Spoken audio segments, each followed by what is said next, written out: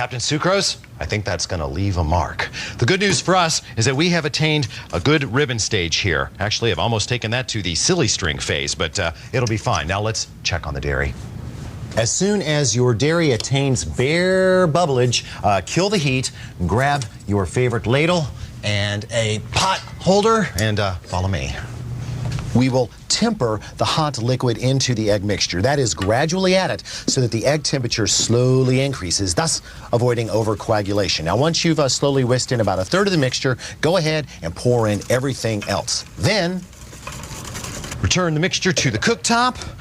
Crank the heat just to low, and stirring often, bring the mixture up to 170 degrees. How will you know that you've got 170 degrees? Well, because you'll be using your faithful thermometer. I like an instant read for this. Now, what is so special about 170 degrees? Well, that's the temperature where... It's too hot, Mr. Choozy. I'm getting out of here.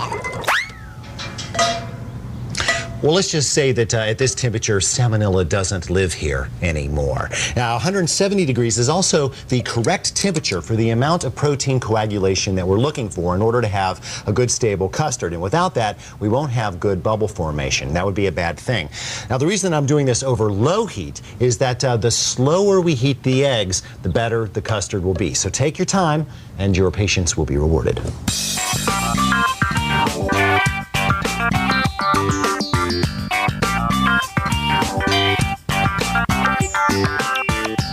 We have reached 170 degrees, so I'm going to kill the heat, and we will confirm that the custard is done by doing the test that the French call nappé. Observe, a metal spoon flipped over will remain coated. See that? That's nappé, which of course is French for coat le bac of le spoon. Very nice. Now we need to get this off of heat quickly, so I'm going to move it to a metal bowl. You can chill this in the freezer if you want, which will speed things up. I'm going to let this cool down for just a few minutes, which will give us time to consider flavorants. Although we could certainly have steeped any flavor-producing elements in our hot dairy phase, that would have committed us to one particular flavor for the whole batch. By using extracts or essential oils at the end of the process, we gain the freedom to make a really big batch of base and then split it up and flavor each one of those batches differently.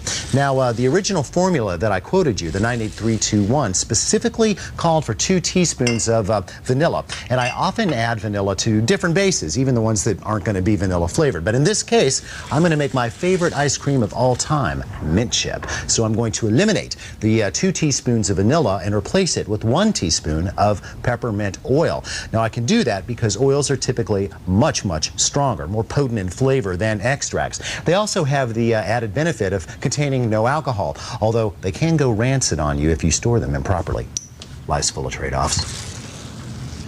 Extracts and essential oils contain volatile substances that will simply disappear into thin air if they get too hot. So it's always a good idea to add them after the mixture has had time to cool down a bit. Just mix that in, and then move your mixture to a sealable container and stash it in your refrigerator for as long as it takes for the temperature to drop below 40 degrees. I'd say at least 4 hours, but could be 6 to 8, depending. Now, food scientists are still wrestling over what happens during this aging process. Listen, I'm still right. No, I'm right. No, I'm right. Shoot. Ah, nice. Wow. Who knew the scientific community was so passionate?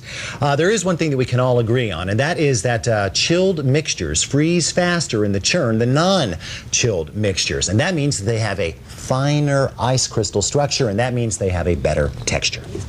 Let's talk for a moment about chocolate, shall we? Now, one might think that making chocolate ice cream would simply involve melting chocolate into the original 98321 mixture, and indeed that can be done. But let's consider for a moment the anatomy of solid chocolate. Now, most chocolate contains a fair amount of sugar, which we've already got enough that, and we also don't need any extract, we don't need any milk or any salt. So what it really comes down to are the 2 primary chocolate components. We've got cocoa solids and cocoa butter. Now, cocoa butter is composed of a very complex bunch of fats that melt at different temperatures. Although luscious when going from room temperature to inside your mouth, the cold of ice cream renders this stuff waxy and hard. So we don't want to have anything to do with it. All we really want here, in fact, It's cocoa solids. And this we can get easily from good old-fashioned cocoa powder. Dutch processed or alkalized is best because it disperses in liquid easily, and of course its color is, well, I don't know, more chocolatey. To make a darn fine chocolate ice cream, just dump 1.5 ounces, by weight please, of cocoa powder into the bottom of your saucepan. Then whisk in about 1 cup of the half and half from our recipe. You remember the formula, the 98321 formula. Now the whole point of this is it'll be easier to work it into a slurry, be a nice thick liquid which will help break up all those chunks of cocoa powder. And once you've got that, you can add the rest of the liquid and build our formula just as before. Only this time, after you cook and cool, you will be adding the 2 teaspoons of vanilla extract.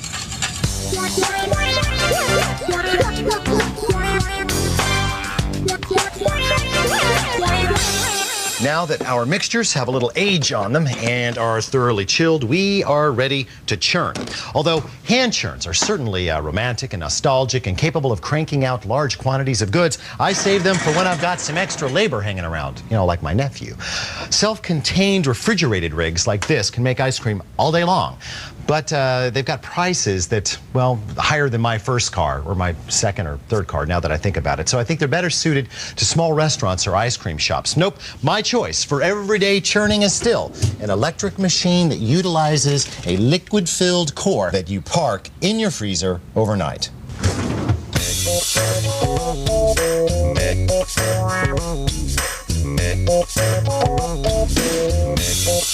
Now that our mixtures are thoroughly chilled and have a little age on them, we are ready to begin the churning process. Mint chip. That's got chunks in it. And of course, there's a science to chunks just like anything else. Now, if we were adding porous chunks, say, I don't know, little pretzels, for instance, we would want to add those very close to the end of the churning process because we wouldn't want them to get soggy. Not true with these chopped up chocolate mint candies, you know, the kind that they leave on your hotel pillow, right? We can add these now because they're solid. They're not going to fall apart during the churning. And believe it or not, they're actually going to contribute some additional mint flavor. So in they go.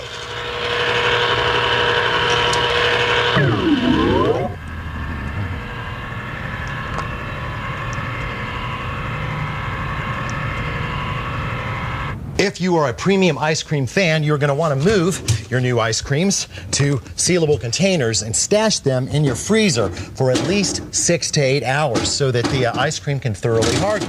If you're a soft serve fan, you could just eat it all right now. Choice is yours.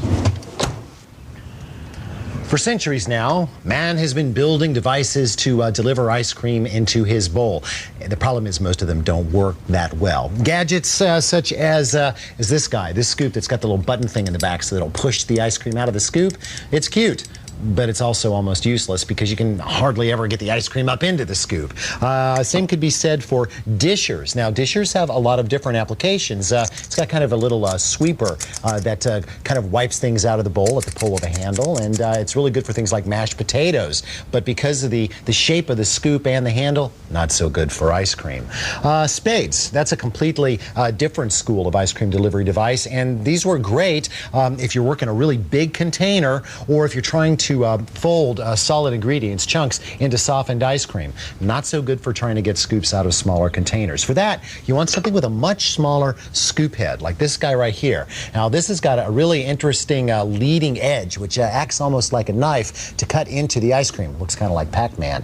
And this one's even got a special liquid in the handle, which helps transmit heat from the hand to the head, thus cutting into the ice cream faster. Problem, scoop size, little small, don't really care for the handle. My favorite has a far more ergonomic handle, has a nice heft, and a big wide open scoop. And these corners, you see, can really cut into the ice cream from the side, so you can scoop like this.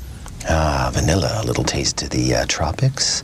Mint chip with those luscious little mint candies. So nice. And of course, chocolate. Dark, creamy, and decadent. Ooh, come to Papa. There. Now that, my friends, is what I call good.